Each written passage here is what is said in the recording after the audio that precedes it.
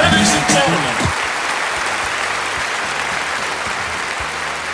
Well, hey, happy Sunday.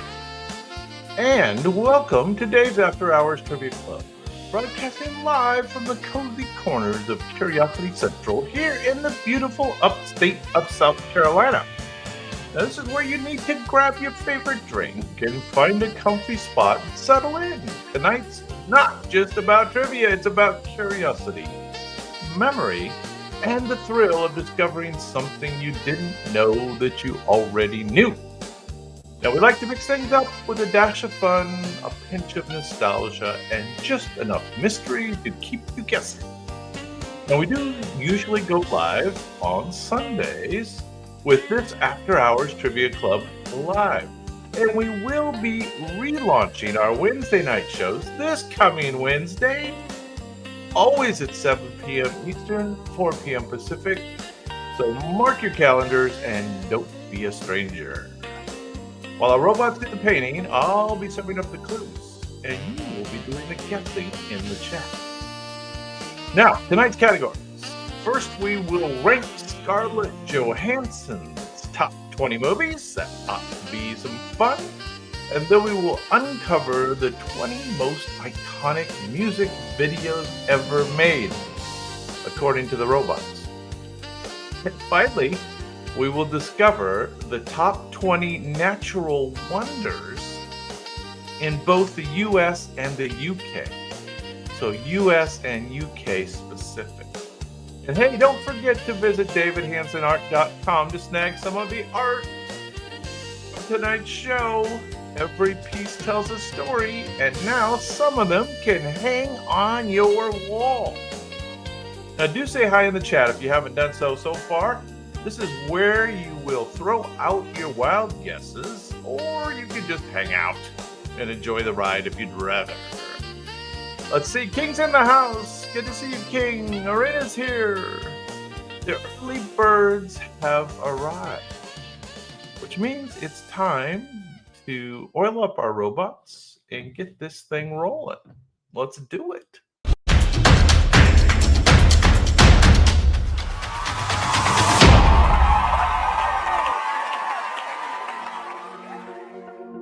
Okay, now, y'all do know the rules. The robots do the painting and you do the guessing, and I do give a few clues along the way. Now, once again, we are going to be looking at Scarlett Johansson's top 20 movies. So let's see how you do. Here we go. Number 20. Now, this chaotic comedy kicks off with a bachelorette party that goes very, very wrong. It is set in Miami, though the humor leans darker than the sunshine might suggest. The ensemble includes Zoe Kravitz, Jillian Bell, and Kate McKinnon. Doctor's in the house with the wrong answer. Thank you, Doctor. That's another good movie, though. But it's not a ScarJo movie. It's not. A male stripper's death sets the plot spiraling into absurd cover-ups. Now, Scarlett Johansson leads the group as the bride-to-be. She tries to hold it all together. Nobody remembers this one? You know, it wasn't that popular, I gotta say. Any other guesses? This one's called Rough Night. Rough Night. Don't remember, huh? The film is often described as a gender-flipped cousin to The Hangover.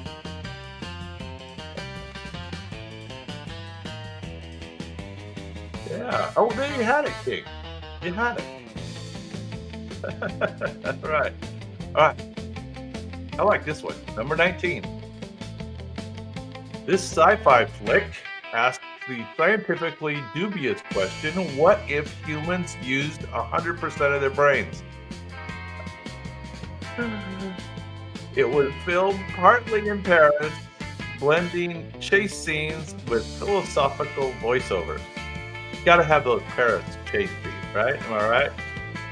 Yes, Gabe's got it. Yeah, the Paris chase scenes are a necessity in today's movie. The director is Luc Besson, known for The Fifth Element. Morgan Freeman co-stars as a professor fascinated by human potential. Yeah, let's see. Scarlett Johansson becomes a near omnipotent being after ingesting a synthetic drug. Oh, that's what happened. He ingested something. Yeah, well, that explains the weird. The premise may be junk neuroscience, but it inspired countless what-if dorm room debates. There you go. Let's see. Lucy! Lucy! That's something different. All right, number 18. Along the same lines, kind of, this adaptation stirred up controversy before the first frame hit theaters. The source material was a groundbreaking 1995 Japanese anime film, based on an anime film. It's set in a futuristic city, blending neon skyscrapers and cybernetic upgrades. Yeah, he knows. That's kind of a weird name for a movie, huh? But it related to the anime story, I guess. I don't know. Johansson plays Major, a cybernetic soldier struggling with her human identity. The movie is remembered more for its visuals than for its box office performance.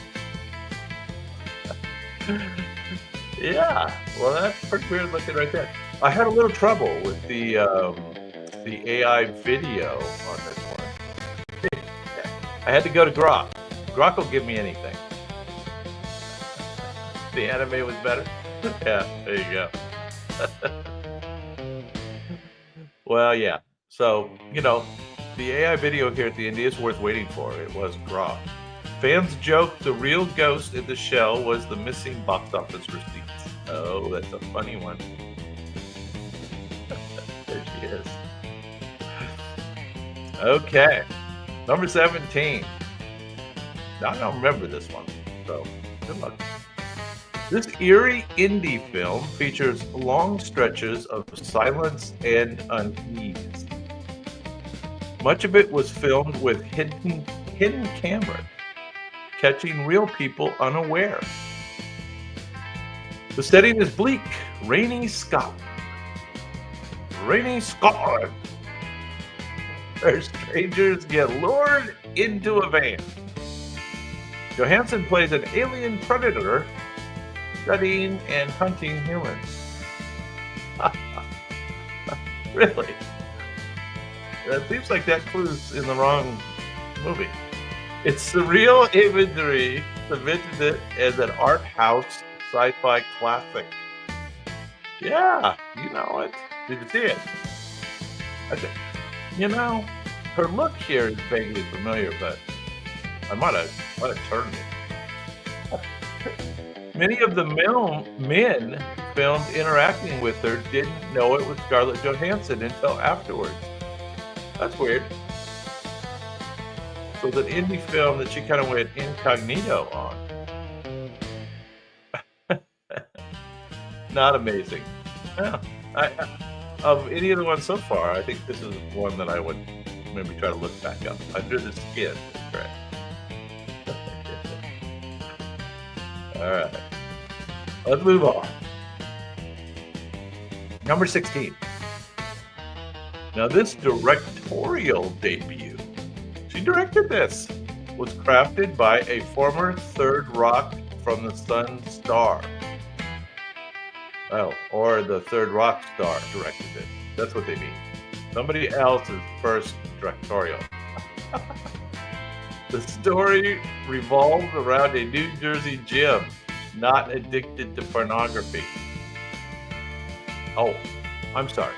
A New Jersey gym rat addicted to pornography. Tony Danza pops up as the hilarious blunt father.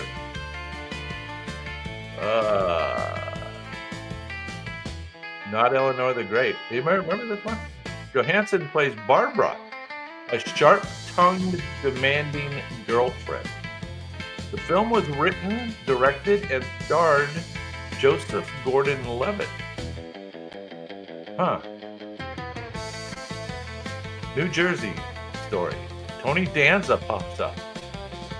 Scarlett nails the accent so well, some of the viewers assume she was actually grew up on the Jersey Turnpike. Yeah, Don Juan, you're correct. As opposed to Don John as opposed to Don Juan. Correct. Don John. Yeah. 2013. All right. We're getting down into the ones we've heard of. Number 15. Now, this film is less about love and more about luck and murder. It's set among London's wealthy elite, full of tennis courts and opera nights. It's directed by Woody Allen. It's one of his darker, more suspenseful works. We're going to have to add Diane Keaton to our list, aren't we? She passed a few days ago. Yeah. I digress. Jonathan Rhys Meyers stars as a social climber who can't resist temptation. Johansson plays Nola, the femme fatale, whose affair sparks deadly consequences. No, it's not the Werewolf of London. But that was a pretty cool movie, too. It was. Directed by Woody Allen. Jonathan Rhys Meyers stars. Critics called this one Allen Does Hitchcock. So the director does Hitchcock. Woody Allen does Hitchcock. Oh, King's got it. Match point is correct. Is correct. Some of these are a little more. They're a little harder. Number 14. This story is all about rivalry, secrets, and sleight of hand.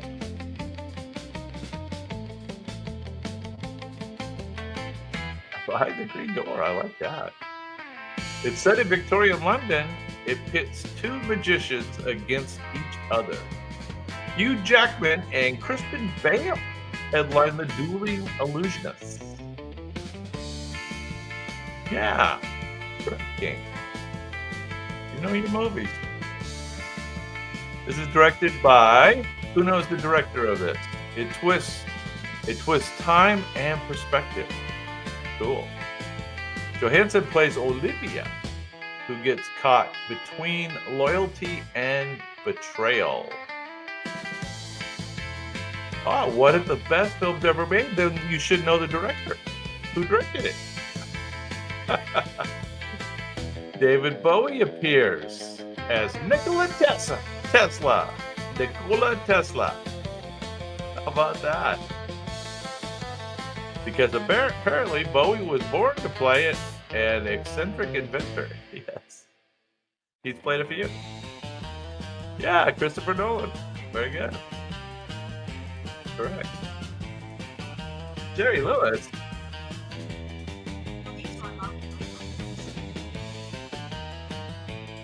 I don't know what Siri thought I was talking about there. But anyway. Next up, number 13. This heartfelt drama examines the messiness. The Prestige. We did say that was correct, yes. Directed by Noah Baumbach. Adam Driver co-stars as her soon-to-be ex-husband. Scarlett earned an Oscar nomination for this raw, emotional performance. She plays Nicole, an actress struggling to balance motherhood, career, and divorce. There you go. There's the punchline. The heartfelt drama examines the messiness of separation. The screaming argument scene instantly became meme-worthy, but also proved both leads could shatter hearts with realism.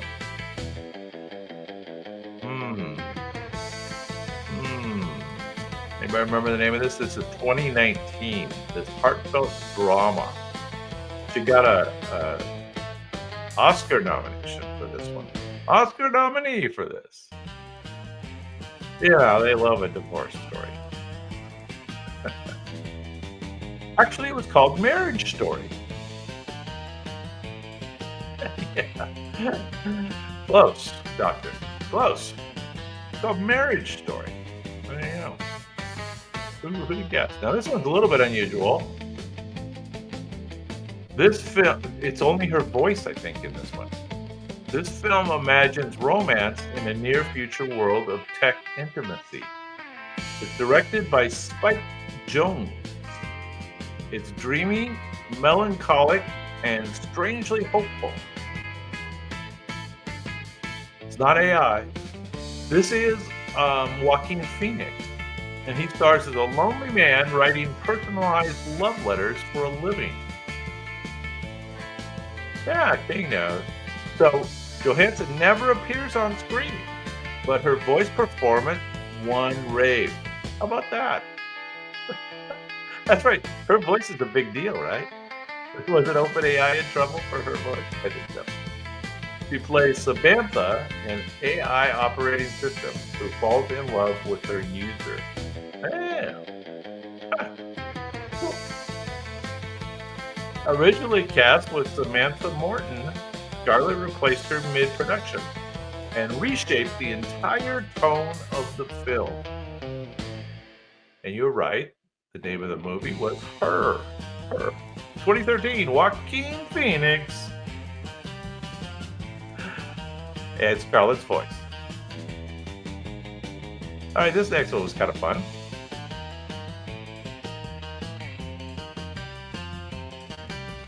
A little itch.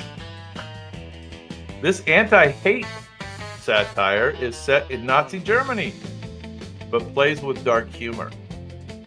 It's directed by Taika Waititi, who also plays a ridiculous version of Hitler.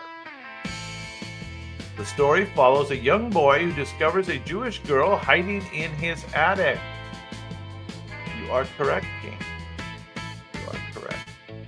Johansson earned another Oscar nomination for her role. She plays Rosie, JoJo's brave, witty, and loving mother.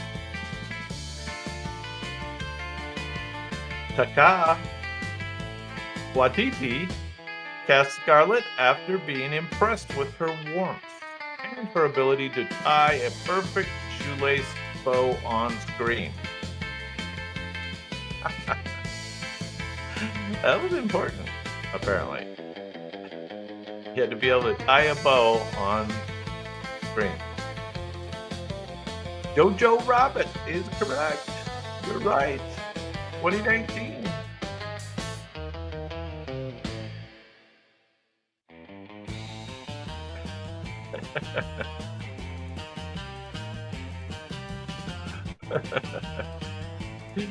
Yeah, it's weird.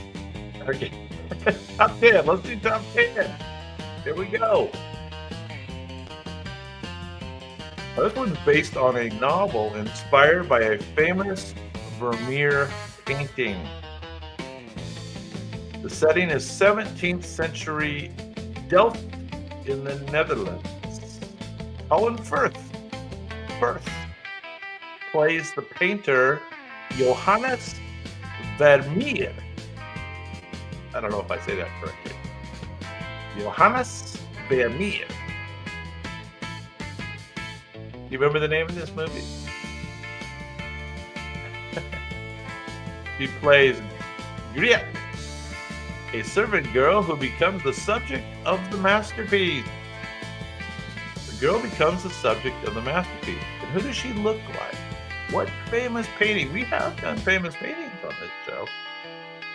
Which, you know, if we ever want to go back to culture, we could do that. And this would be on it. This is not the other Boyle Inn. This is not the one.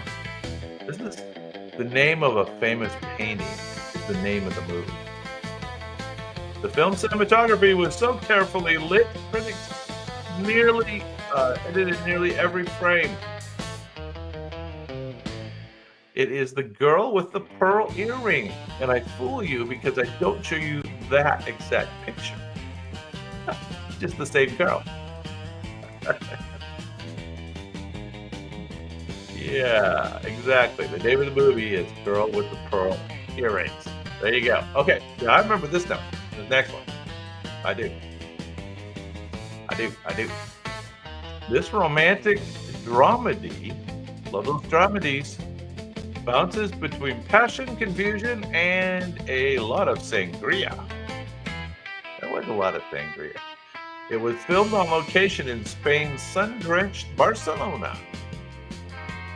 Javier Bardem plays a magnetic artist who complicates two tourists' lives. Madhu, what's going on?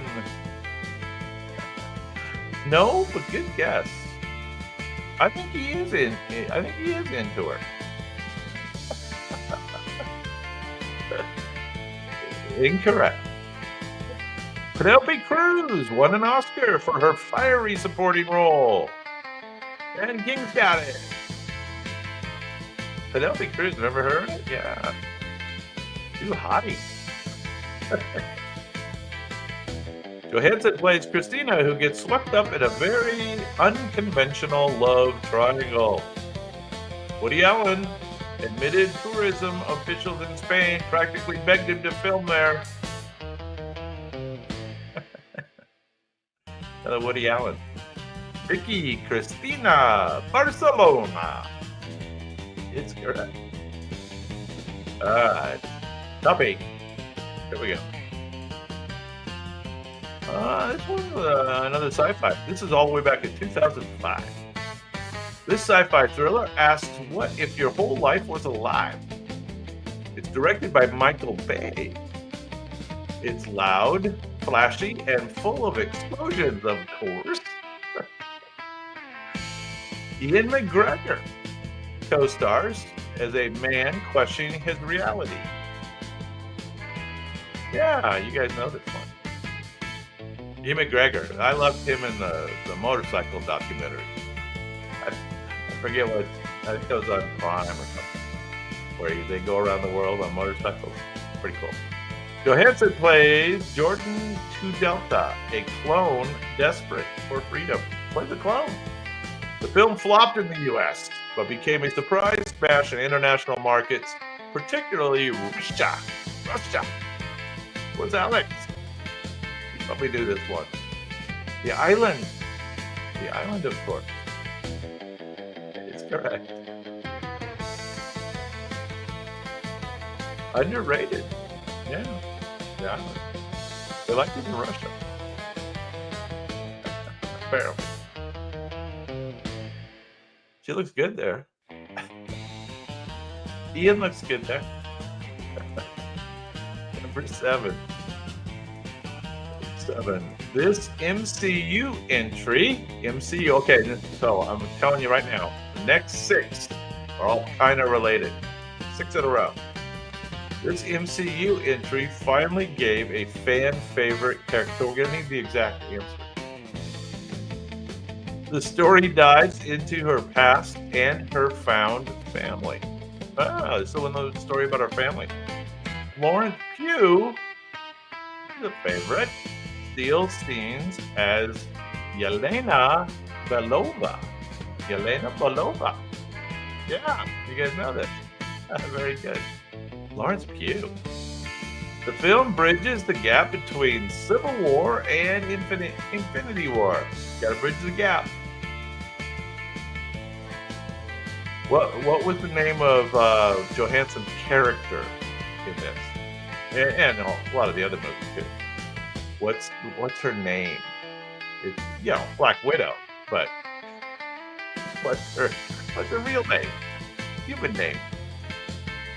Scarlett was also an executive producer, ensuring her character's send-off felt personal. You win all ties. You're correct, Doctor. Doctor wins all ties. you all 3 got it at the same time. And yes, Natasha Romanoff is correct. Very good. Okay. All right. Yeah, but there's a bunch in a row that are similar. So I need the exact correct answer. This was the second team-up outing for Earth's Mightiest Heroes. Directed by Joss Whedon, it's a mix of action and existential dread. James Spader voices the menacing AI villain. I could voice an AI villain, I think. I'd like to do that. The film deepens, I wish OpenAI would have used my voice. The film deepens Natasha's backstory, including her bond with Bruce Banner. Yeah. Yeah, you got it. You got it, King. You are correct. I don't know the number, Doctor. It's possible that number is correct. But we need the tagline. Johansson reprises her role as the Black Widow, balancing wit and drama. Despite mixed reviews, it grossed over. Any guesses on how much this movie grossed? Worldwide, proving Marvel fatigue had not yet set in. This is 2015. So it's set in by now, but back then. Any guesses? Worldwide gross? Close, King. 1.4 billion, it says. 1.4. Probably by now, too. Yeah. They've sold it to all the syndication. All right, number 5. This film feels more like a political thriller than a superhero flick. The plot uncovers a Hydra conspiracy within S.H.I.E.L.D. Chris Evans headlines as Cap, navigating murky loyalties.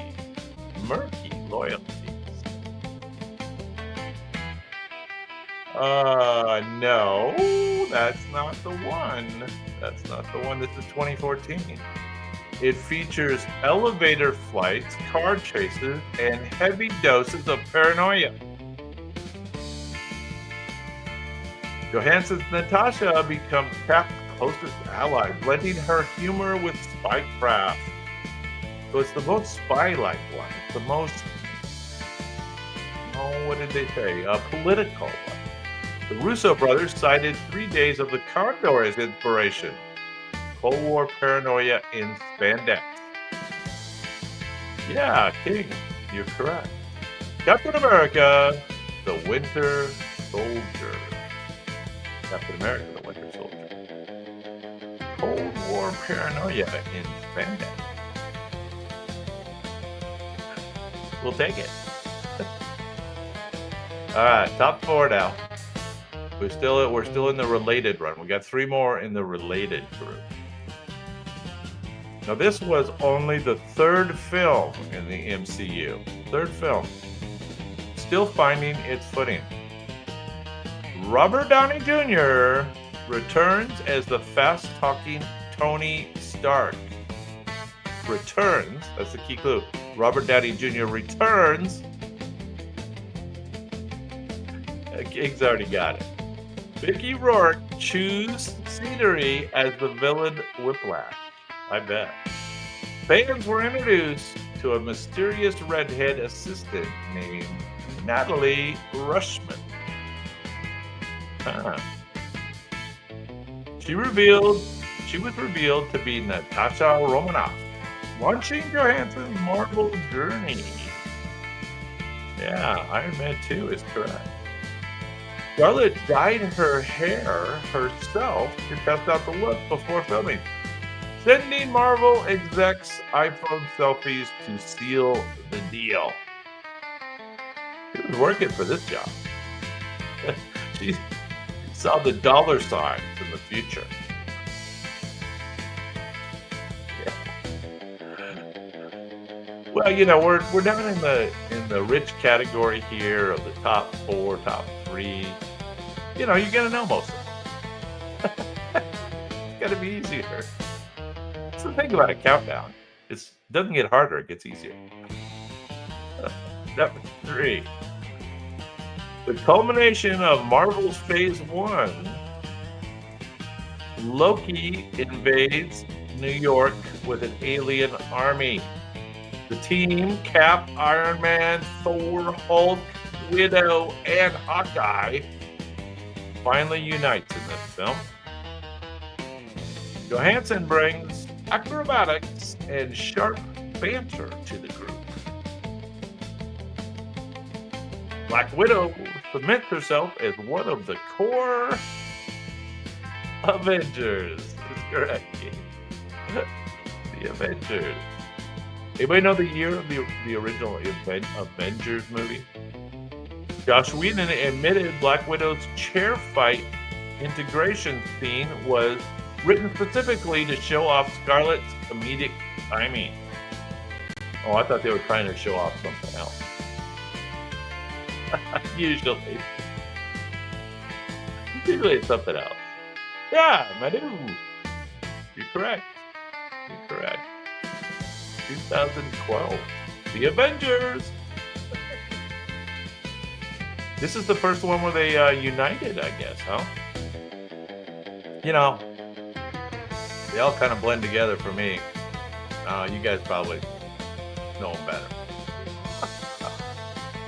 It's a lot of action. A lot of action for an old guy.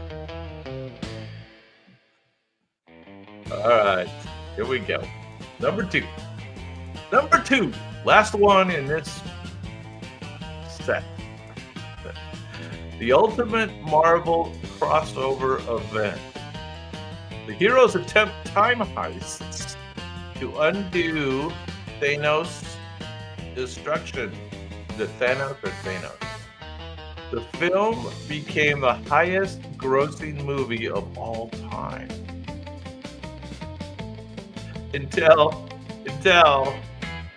something else came out and reclaimed the crown.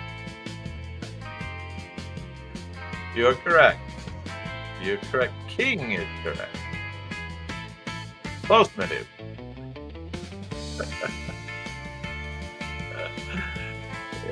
Yeah. Johansson plays Black Widow in her final mainline MCU appearance. Mainline.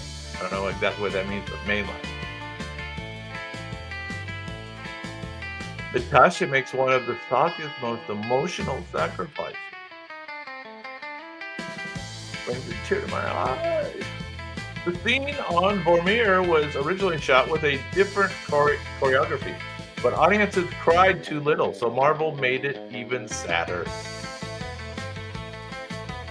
It's quite the little video by Grok here, isn't it? Grok kind of went wild. There you go. Correct. Avengers Endgame 2019. Yeah. Yeah. All right. Now, according to the robots, her best movie was all the way back in 2003. This quiet drama set in Tokyo became an instant classic. It was directed by Sofia Coppola, and it explores loneliness and connection. Yeah, Brad, sorry you missed JoJo. Apologize. You'll have to watch the replay, Brad. Did everybody see this movie? Pretty good movie. I mean, yeah, it's one of those. How would you describe it? One of those movies, you know. But it was good. She played Scarlett, a young woman searching for meaning in an unfamiliar city. Searching for meaning. The whispered farewell at the end was improvised. Coppola never revealed what Murray said, keeping the mystery alive forever. Forever and ever. Lost in translation is correct. You were lost during the movie? Yeah. Well, you know, wasn't clear. You had to feel it. It was a little hard. Well, we made it through there. Sorry you didn't see JoJo, Brad, but you know, you're here in time for my special intermission show, so that's good. Let's see. Let me find my files here. Let's do an intermission. Now, I'm not going to make you guys work at intermission this time. We're going to do 2 minutes of my new Sora 2 time travel videos. So we've got 2 back-to-back here, and I'll be back in 2 minutes.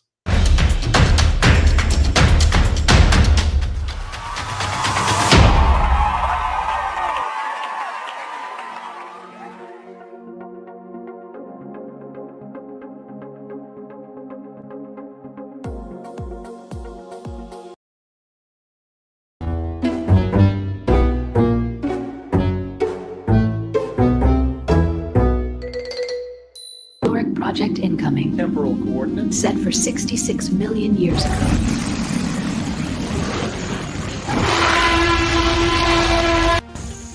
I have definitely gone off the grid. Environmental oxygen levels elevated. Caution advised. These structures could use more shade. Estimated completion time, 60 million years. Please tell me you are herbivorous. Negative.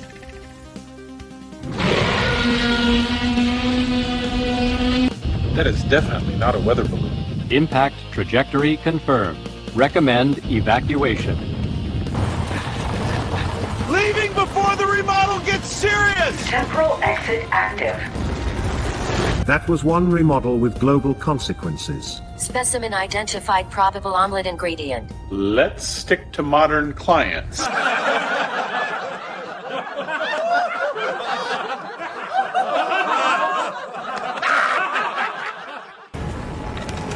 Coordinates? Destination verified Marilyn Monroe residence. Here we go. Wow, Palm Springs, 1959. Hi, David. Glad you could make it. Thanks for having me, Marilyn. This place is incredible. Thank you. I wanted something with clean lines and plenty of light. These glass walls make me feel like... Your home is iconic, but the pool wants an encore. Then make me a stage where I never miss my mark. Who invited the architect? He is here to make me look good on screen. My specialty, exactly. Thanks. Ready from here. Yes, it is. I propose a pool shaped like a smile. Then I will swim in my own reflection. You keep better company than most leading men. I work well with legends. Tell your future I was worth remodeling for. I already wrote that into history.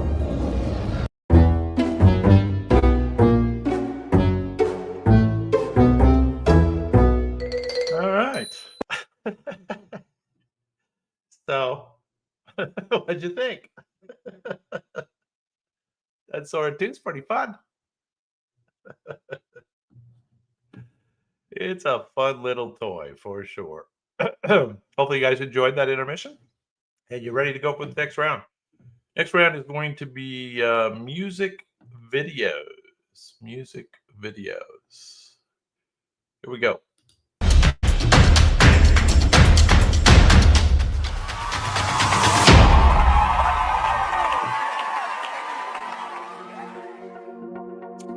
Well, you all know the rules. Robots do the painting. That means you guys need to do the guessing.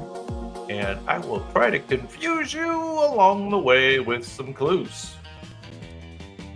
So again, top 20 most iconic music videos. So that may not be the best music videos, the most iconic music videos ever made. So here we go. Number 20.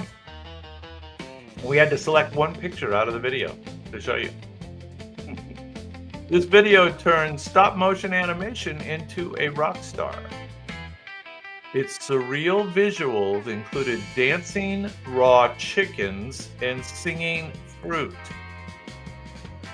It was directed by Stephen R. Johnson with work from the brothers Quay and Aardman Animations. The artist behind it was once the lead singer of Genesis. Yeah, Doug. You're correct. Peter Gabriel's Sledgehammer became one of the most played videos in MTV history. Gabriel actually lay under glass for 16 hours while animators worked around him. He had to lay under glass for 16 hours. I don't know. I'm having a hard time picturing it. But I remember all the animation. It was heavily animated. Anybody know the year? Peter Gabriel, Sledgehammer, from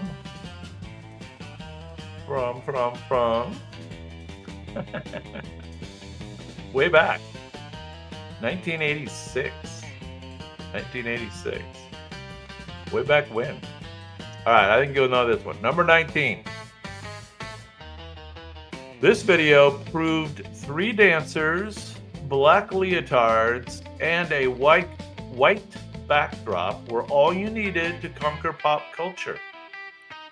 Its choreography was an instant meme and endless YouTube cover. The black and white look was sleek, modern, and minimalist.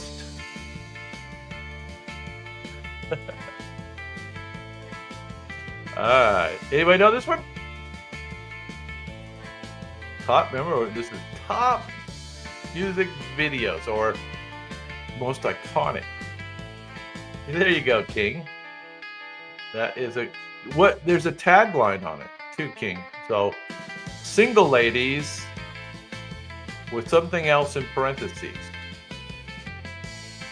Anybody remember the tagline on that? And of course, the artist is... It is all the single ladies. And the next line is... There you go, Nagar. And of course, it is Beyonce. And this was back in 2008. Kanye West famously referenced it at the VMAs. Beyonce had one of the best videos of all time. There you go. Kanye liked it. So. Let's see if we can get this one. Number 18. There's several artists in here that might show up more than once. Not that this is one. This video looks like a sci-fi fashion show that got lost in a nightmare. Directed by Francis Lawrence. It's full of strange pods and crystal-covered costumes. She is captured, auctioned, and then burns her captor alive. What? It's filled with choreo that mixes claws, jerks and Vogue-esque stripes. So she doesn't like her boyfriend very much. This one submitted somebody as a pop icon of visuals and excess. The Alexander McQueen armadillo shoes were in the video are nearly impossible to walk in. So yes, it is indeed Lady Gaga King. And the name of the song that this video was about, The Bad Boyfriend. Jerks, the jerky boyfriend. Oh, Bad Romance. Bad Romance. Okay, not on your top list, huh? Doctor, that wasn't on your top list? All right, number 17. You'll know this one. This video combined live-action romance with sketchbook fantasy. It follows a girl pulled into a comic book world through a dinner magazine. The rotoscope animation. This would be very easy now. Hate to tell them, this would be a piece of cake. The rotoscope animation technique took thousands of frames to complete. It'd be easy. It won 6 MTV Video Music Awards. Yeah. It is. Now, Doctor, can you spell that exactly correctly for me? Because it actually is A-H-A, lowercase h-a.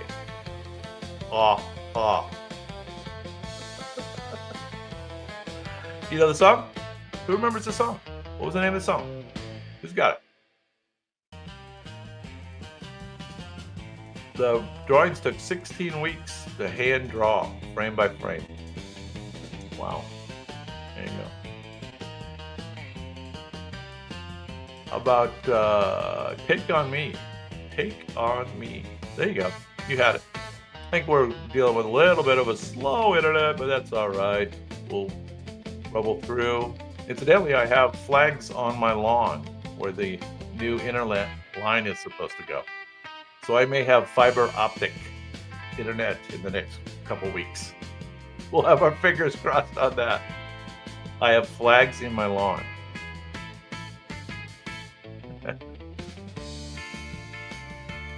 This one's different. It's hard to recognize it. At the time, this was the most expensive music video ever produced. It featured a wedding, a concert, and a funeral, all in 9 minutes.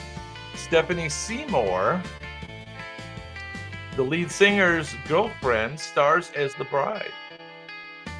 And this gentleman shreds a guitar solo in front of a tiny desert chapel. Oh, okay, you guys know this one. And the band is, and the lead singer and the guitarist are, it is Slash. It remains one of rock's most epic ballad visuals. It was one of the very first videos uploaded to YouTube, and it still rocks up millions of views a year. Yeah, Axl, Guns N' Roses, there you go. That finishes it out. Stephanie Seymour was Axl Rose's then girlfriend. They probably did something together. Yeah. I think she was well known for that as well. Number 15. Here we go. Now, this might be one that shows up again later. This video sparked outrage the moment it aired. Outrage, I tell you. Burning crosses, stigmata, and interracial romance gave it a heavy dose of controversy. She knew what it was doing. Pepsi dropped a sponsorship deal with this gal over the backlash.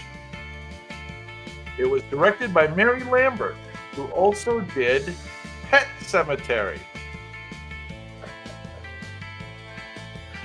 Yes, Doctor.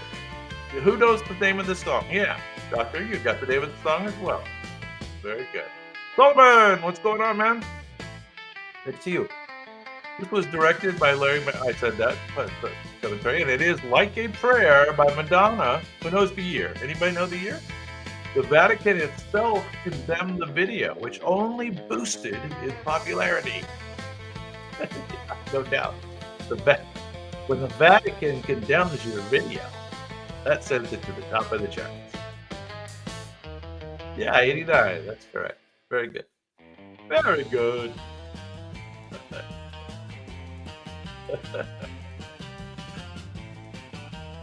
All right, top 14. There's Madonna. She might come back later in the lower in the countdown. Maybe. This was interesting. This video plays a trailer for a 1970s cop show that never existed. It plays like a trailer. The video looks like a trailer. Not a trailer in the trailer park, but a trailer for a movie. It was directed by Spike Jonze again, who later won an Oscar. The band members star as mustachioed detectives with fake names. Yeah, that's good. And the band, of course, is the frantic editing matches the chaotic guitar riffs. Sabotage became an instant MTV classic. Sabotage, the Beastie Boys, 1994. And did you know that Quentin Tarantino once said he wished Sabotage was a real TV series? He would binge it.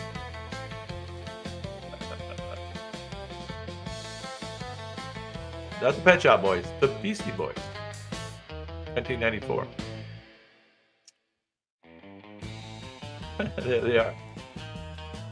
They probably had some fun making that video. I wouldn't doubt. All right, well, number 13. I bet everybody knows most of these. Now, this was the anthem that defined grunge for the MTV generation. The video is set in a high school gym that literally descends into chaos. Cheerleaders wear black clothes with anarchy symbols. Yeah, correct. Okay, so now we need the band and the artist. He hated doing multiple takes, but he nailed the final cut. Smells Like Teen Spirit is correct, and it is one of the most iconic rock videos ever made. Yeah, we got everything. Nirvana, Kurt Cobain, 1991. I'll give you that part. Cobain insisted the video be directed by Samuel Bayer because his work was cheap and dirty. Cool. I guess if I was the director, Samuel Bayer, I think that's a compliment, right? Just like Dave's After Hours Trivia Club. Cheap and dirty. The way we like it. All right, number 12. Making her second appearance of the evening, this video was unapologetically political and visually rich. Creepy, what's going on? Erwin.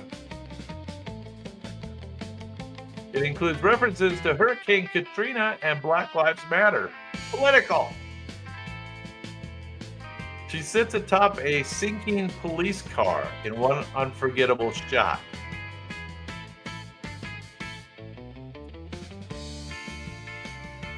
It dropped the day before her Super Bowl performance.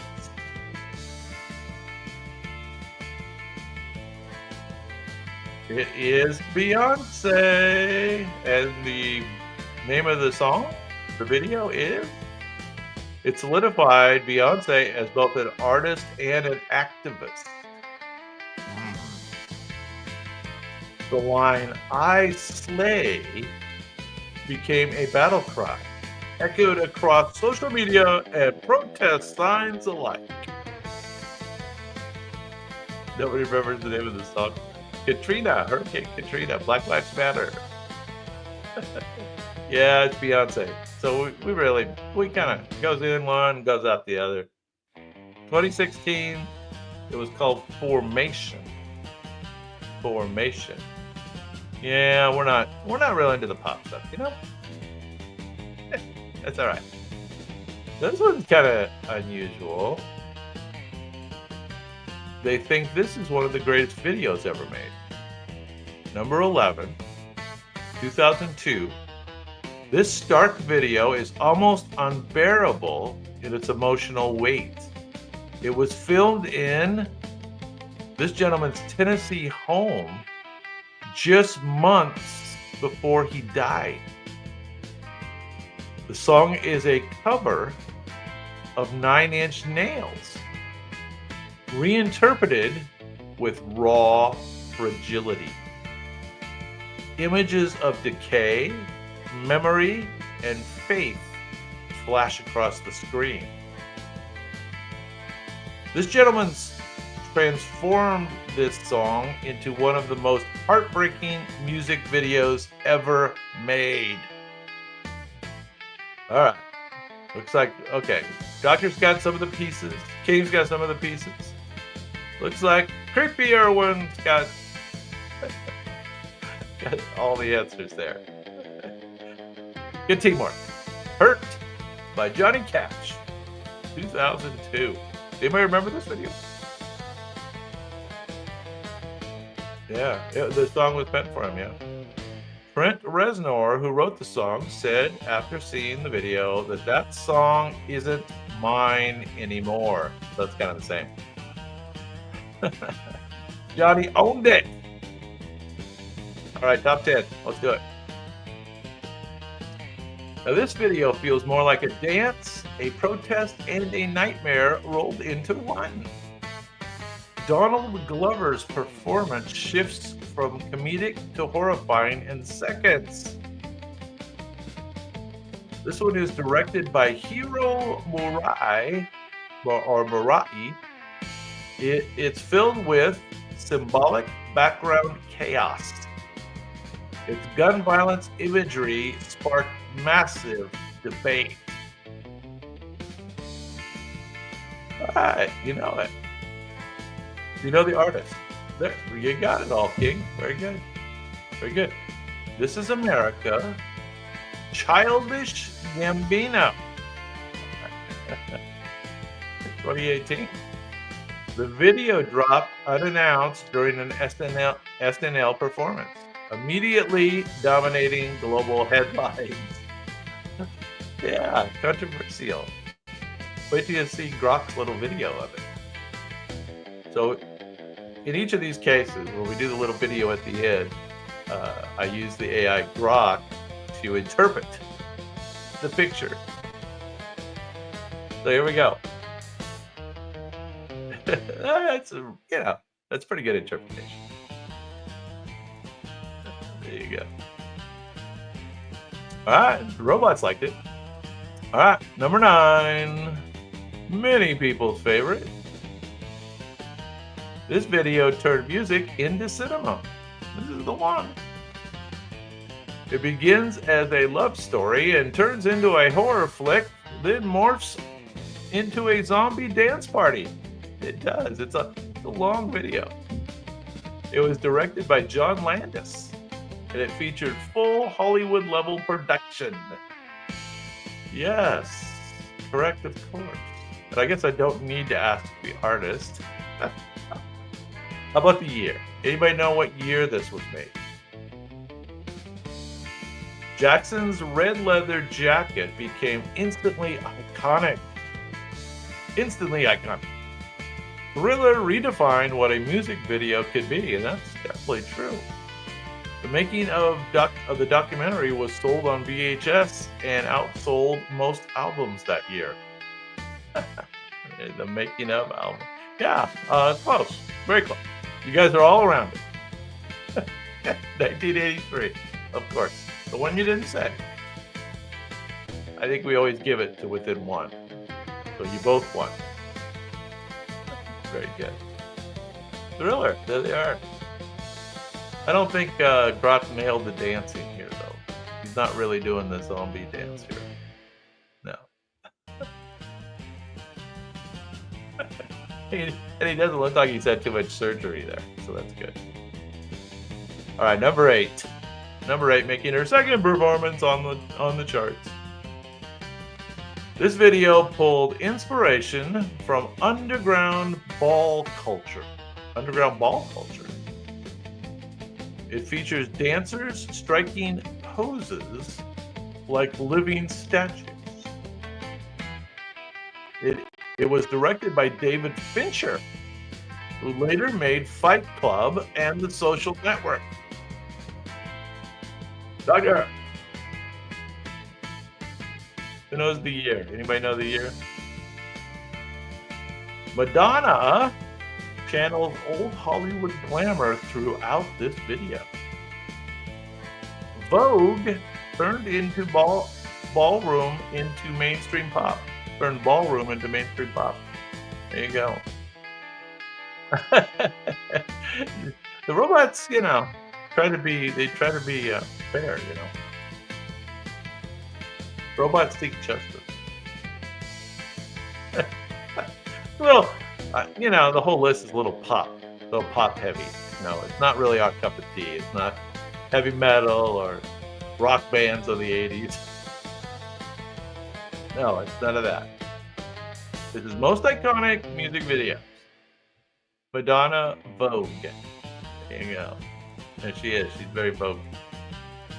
All right, this next one's kind of different. Number 7. Number 7.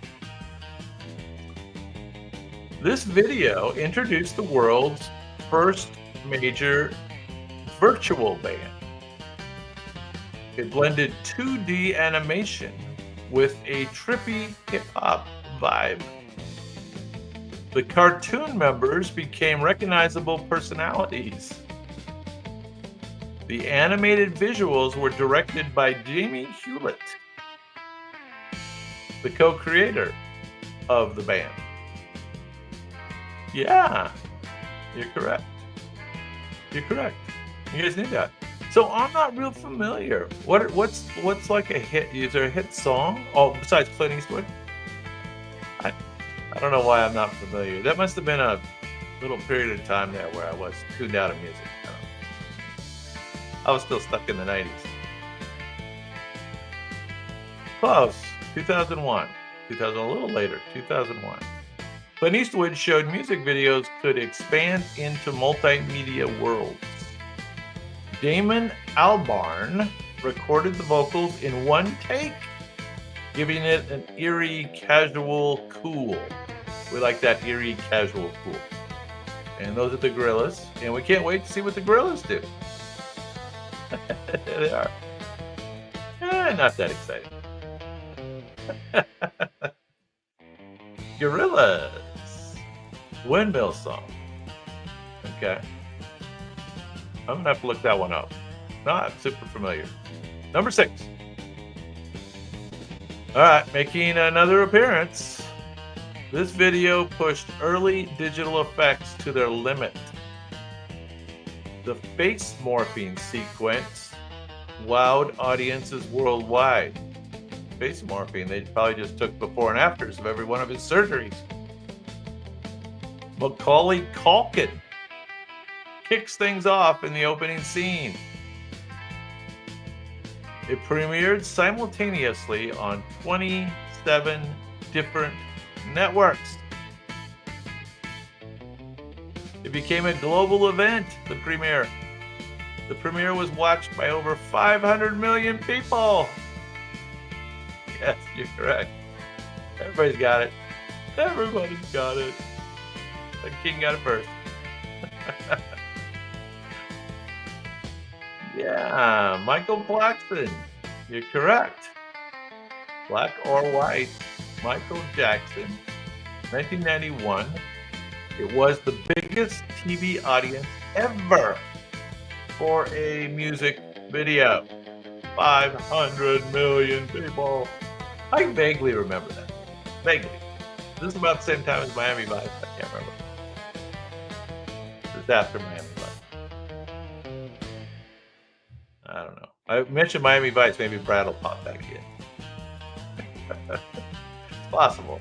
Or baseball. We mentioned a baseball thing. Brad will pop back. All right, number 5. Everybody knows this one. This is often called the first true modern music video. First true modern music video. Its stark visuals feature faces floating in a diamond pattern of light. The video cost just £4,500 to produce. You guys were quick on this one. Can you believe that? It only cost $4,500. Amazing. Now, how does the pound relate to a U.S. dollar? Is it similar? Pound's a little more. Like takes $1.25 per pound. I don't know. You tell me. That's about what the euro is roughly equivalent these days, isn't it? It gave MTV style promotion years before MTV even existed. This is before MTV existed. Oh, it's only 60 pounds to the dollar. What? Really? Thought it was opposite. Okay. There you go. 1.17 per pound. Yeah, no. Hard to know. Anyway, Bohemian Rhapsody, Queen, of course. Very good. Now, this next one is, I remember the video. It's pretty cool. But the key is watch the Grok video. I could get banned from YouTube for this one. This was one of the most viral videos in internet history. Miley swings on a demolition tool of destruction.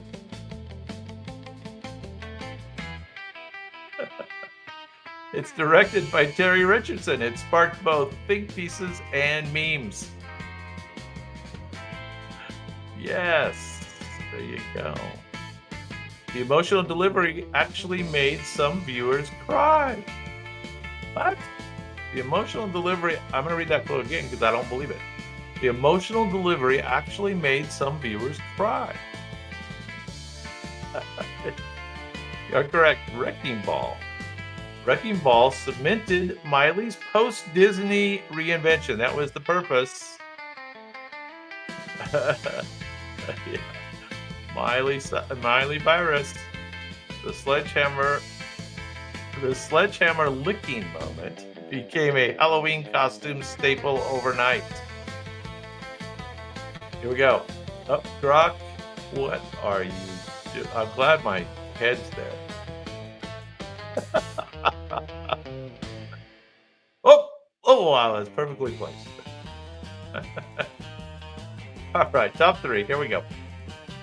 Top 3. This video came from the peak of TRL era pop. She wears a now iconic red latex jumpsuit. Red latex jumpsuit. The set looks like a futuristic space station. It includes a cheeky Titanic reference with a giant jewel.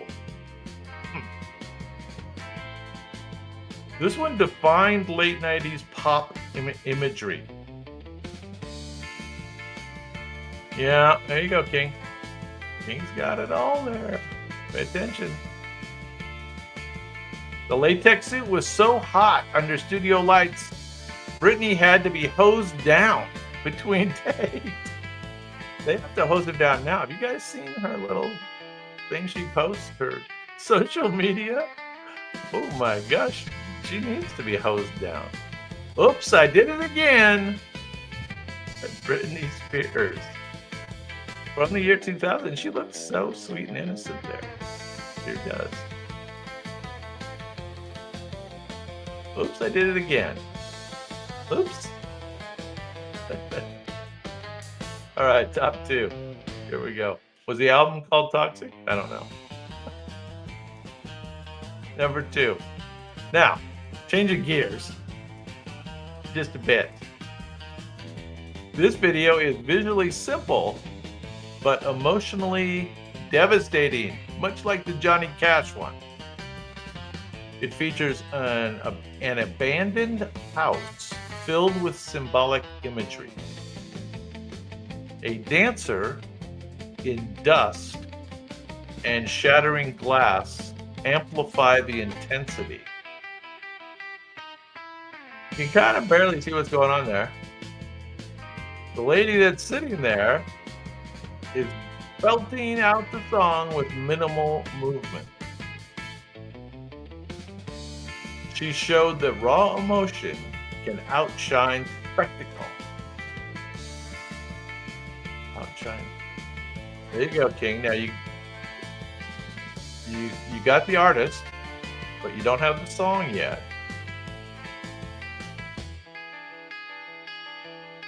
She showed that raw emotion can outshine spectacle. The director, Sam Brown, said Adele's voice was the only special effect the video needed. Her voice was the special effect. How sweet. There you go, Erwin. Correct. Rolling, do you prefer creepy or big? Rolling in the Deep is correct, Adele. All right. Number 1 with a bullet. Music videos, most iconic music videos. This video is one of the most minimalist ever made. Obviously, the robots like the minimalist stuff, except for the Miley Cyrus thing. Nearly the entire runtime is a close-up of Sinead's face. Oh, I gave it away. Sinead's face. Her emotional delivery brought many viewers to tears. The song was written by Prince, though she made it her own. All right, Sinead O'Connor, and Nothing Compares to You. Nothing Compares to You. It was a haunting song, wasn't it? It became one of the most iconic and haunting videos in history. The 2 tears that fall down her face weren't scripted. They actually happened naturally during filming. Now that's a little hard to believe. You think it was real? So I don't know. Obviously the list was a little bit pop-oriented, so it wasn't really our total cup of tea. We'll come back and do a heavy metal music video. That'll be better with, girls on hoods of cars and stuff like that. Whitesnake. That's what I'm thinking of.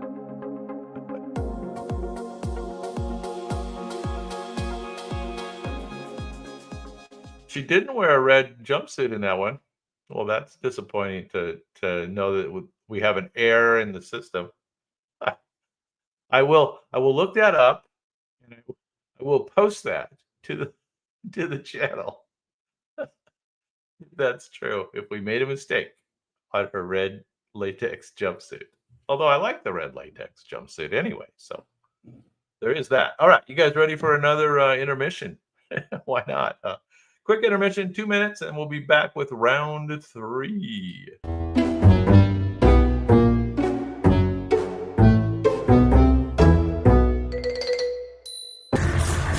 Let's inspect some Roman masonry before it melts. Temporal jump initiated. Volcanic proximity detected.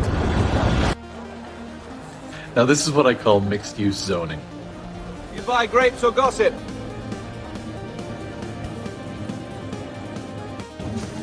Excellent proportions and questionable fire codes. We have the gods for safety.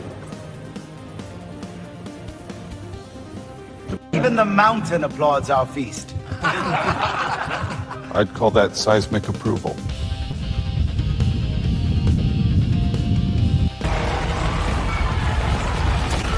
That is not a controlled demolition! Run before the fire! Rain! I am filing this under urgent renovation. Temporal exit portal active behind you.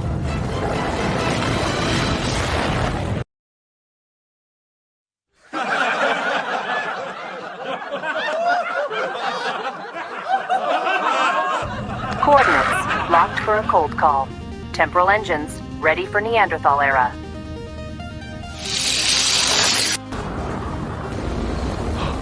This site needs serious insulation. Fire good. Roof better. I call this the open concept cave. Open cold? Throw far or freeze.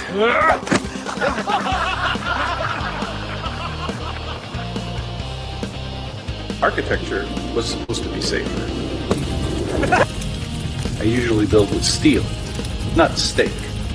Me prefer warm hands. Too many drawings, not enough food. Time to draft my exit.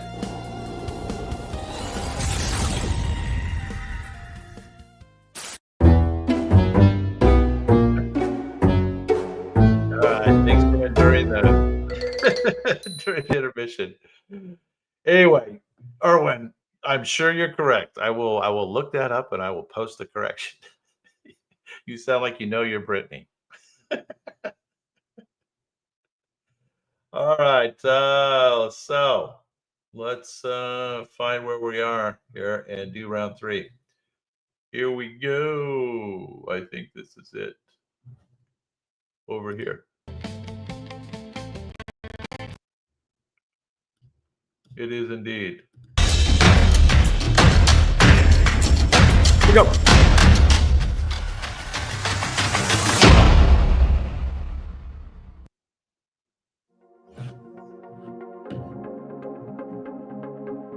Okay, you know the rules. Robot paint, you guess, and I give the clues. I don't know if it's going to be easy or hard. Natural wonders in the U.S. and the U.K. So it's probably hard for the U.S. people and hard for the U.K. people on the other ones. Here we go. Natural wonders. Let's see. Oh, this is a little faster too. A little quicker. 3 clues. Found on a remote Scottish island, this sea cave is famous for its haunting echoes. The clues are probably important here. Its walls are made of hexagonal basalt columns, perfectly geometric.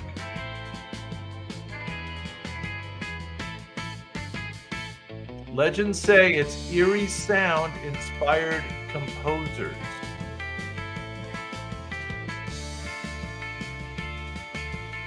This is in the UK, incidentally. Mendelssohn wrote the Hebrides Overture after visiting this cave. Anybody know? Hey, very good. Wonder Boy is in the house with the right answer. Fingal's Cave in Scotland. Not Ireland. Scotland. Number 19. Now, this desert looks like it's covered in snow, but it's not. This is in the U.S. The dunes here are made of pure white gypsum. Under moonlight, they glow like a silver sea. It is the largest gypsum dune field on Earth. On Earth. All right, so it looks like snow, ain't snow. U.S. Natural wonders.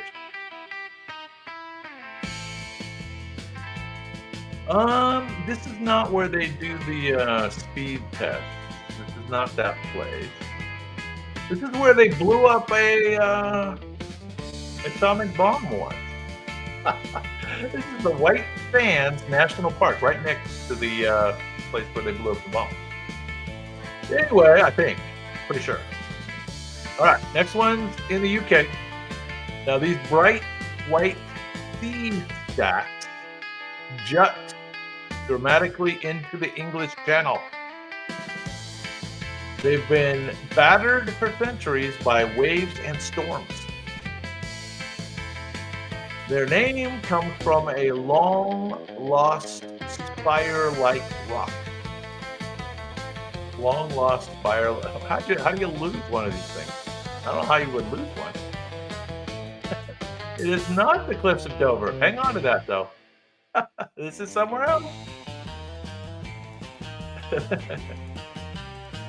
It's on an island. It's not the big island. It's not a littler island.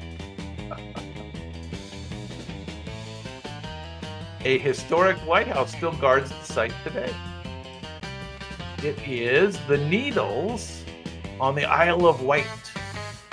The Needles on the Isle of Wight. All right. Number 17, back to the U.S. Looks like we're going back and forth, okay? Now, this park looks like a painted desert with layered stripes of red and gold. You can kind of start to see it there. Wind and water carved its ridges into eerie shapes. Fossil hunters love it. Prehistoric bones are everywhere at this place. Not the Red Rocks. This has we're looking for the national park name and state that it's in. And remember, so this is dinosaur fossils. Anybody know where there's lots of dinosaur fossils? It looks like layered like this. Not the Grand Canyon. Hang on to that. That may come up. This is the Badlands National Park in South Dakota, where all the dinosaur bones are. There you go. Learn something every day on Dave's Curiosity Corner. All right, number 16, back in the UK. This forest looks straight out of a fantasy movie. Its trees are twisted oaks, and they're draped in moss. Folklore says druids once performed rituals here. Well, yeah, I mean, it seems like the obvious place. It's one of the last surviving ancient oak woods in Britain. One of the last ancient oak woods in Britain. Anybody know what this is called? Folklore says druids once performed rituals here. I don't know if it's called the Dead Forest. It might be also called the Dead Forest, possibly. It's called Wistman's Wood. Does that sound familiar to anybody? Wistman's Wood in Devon. Devon, UK. There you go. All right, number 15. More sand dunes. Now, these are the tallest sand dunes in North America. They're not as big as the Sahara, but they're biggest in North America. They sit right at the foot of the Rocky Mountains.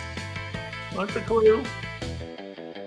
Sand sledding is a favorite pastime here. This is where you sand surf. Some of the dunes rise higher than the Statue of Liberty. Well, that's not that hard. Wonder Boy, you had that one finally. The internet's slow, you know? The internet's slow. All right, anybody know this one? Foot of the Rocky Mountains. Big sand dunes. Big sand dunes. This is where you do the sand surfing. Some dunes rise higher than the Statue of Liberty, which again doesn't sound that high. This is the Great Sand Dunes in Colorado. Great Sand Dunes in Colorado. All right. Now remember, this is a little bit speeded up round. We're doing fast. We're going fast. UK. Known for rugged sea cliffs and fairy tale pools. It's one of Scotland's most photographed islands. Hollywood films often use it as a backdrop. Yeah, there's been a bunch of films filmed here, a bunch of movies. Locals call it the Misty Isle for its ever-changing sky. Lots of movies filmed here. What's it look like? In the UK. I've heard of this. I would have gotten it. Stop rubbing it in.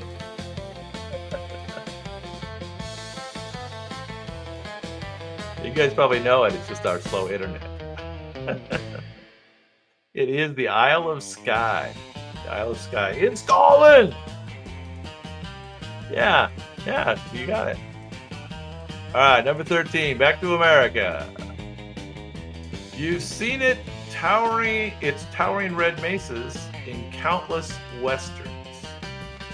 Western movies. It lies within the Navajo Nation. I love it out there. If anybody's been to the Navajo Nation, it is a cool place. Sunrise paints the buttes of fiery glow. Deep on the res. Deep on the res. John Ford made this valley a movie legend. It's not the Grand Canyon. This is a something valley that was famous for Western movies. And it's very cool. Route 66. No, it's not Route 66. I don't know if I don't think Route 66 even goes through here. This is called Monument Valley. Monument Valley, because it has all the red rock formations that look like monuments. All right, back to the UK. This natural limestone arch rises from England's Jurassic coast. Hope there's no dinosaurs there. Formed by relentless sea erosion over the millennia. It's a favorite subject for photographers, of course. It's been featured in music videos and films. UK. Big arch on the ocean. Lots of pictures, videos, and films. Has a very specific name. Very specific. Anybody know? Going once. Keep laying that white cliff of Dover on him. It's gonna come up sooner or later. Durdle Door in Dorset. The Durdle Door in Dorset. There you go. All right, here we go. Number 10, also in the UK. Oh no, I'm sorry. Number 11. I was skipping one. Don't let me skip one. You know this one. In the US, home to the tallest trees on Earth, walking here feels like standing among green skyscrapers. Some trees are over 2,000 years old. The trees are so tall, they create their own weather. All right, we're looking, yeah, you've got it. It is the Redwood National Park, and there's state parks also in California. It's all in California for the most part. It does go up in Oregon too. Redwood National and state parks in California. There you go. If you've never been to one, it has a vibe.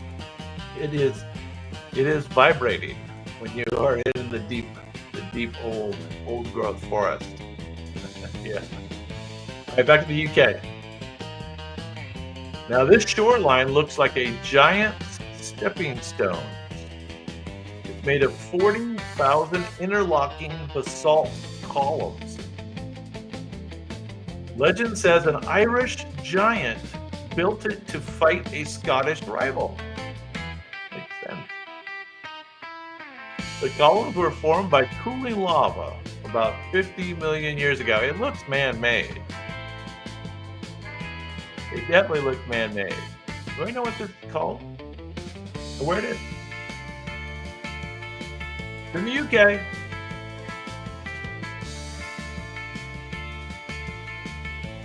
Yeah, Wonder Boy, you mostly got it. It is the Giant Causeway. And it is in Northern Ireland. There it is. Yeah, Giants. The Giants Causeway. Correct. But back to the U.S. This waterfall straddles the U.S. and Canada border. Its thunder can be heard miles away. Daredevils have tried to ride over it in barrels. I love those stories. In fact, that would be a great... I'm going to do a Sora 2 video, like my little intermission video, of getting in a barrel and going over this waterfall. Yeah, correct. Creepy. It is the Niagara Falls, and it is in what state? It's on the border with Canada, and it is in New York. Okay, number 8. Oh no, wait a minute. Yep. Okay, we're gonna stay in the U.S. with this one. Stay in the U.S. Surrounded by granite cliffs like El Capitan and Half Dome. Famous for towering waterfalls and peaceful meadows. Ansel Adams made it an icon of landscape photography.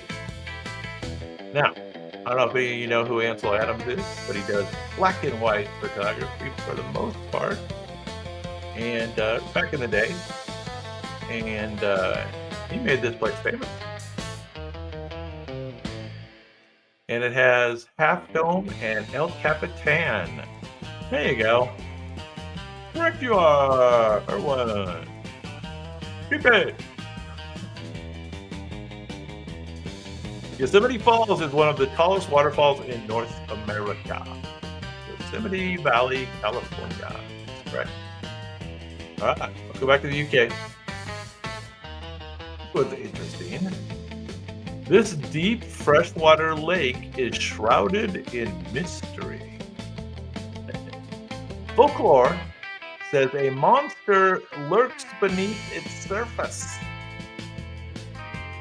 It's one of the largest lakes in the British Isles by volume. It's a deep one. There you go. You got it. Mac, what's going on? That's not it. It's in Russia.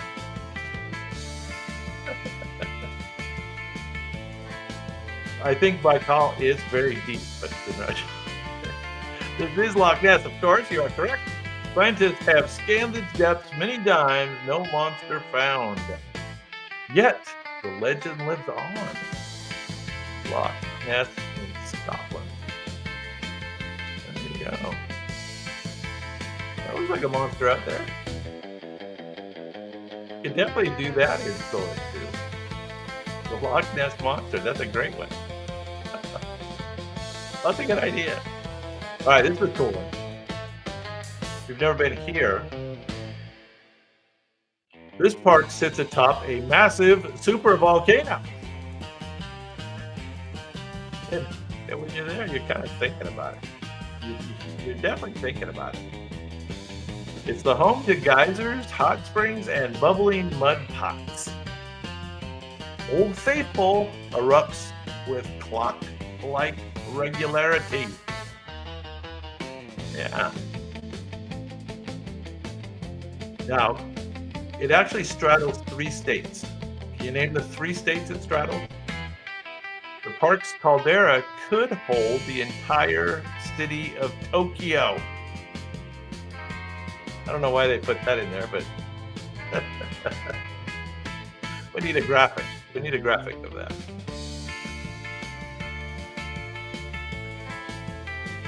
All right, it is Wyoming, Montana, and Idaho. Wyoming, Montana, and Idaho. All right, top 5. Here we go.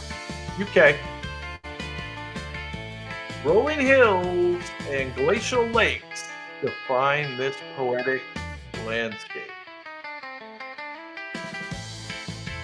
Wordsworth and other romantic poets found inspiration here. For all our literature people. It's England's largest national park. Close.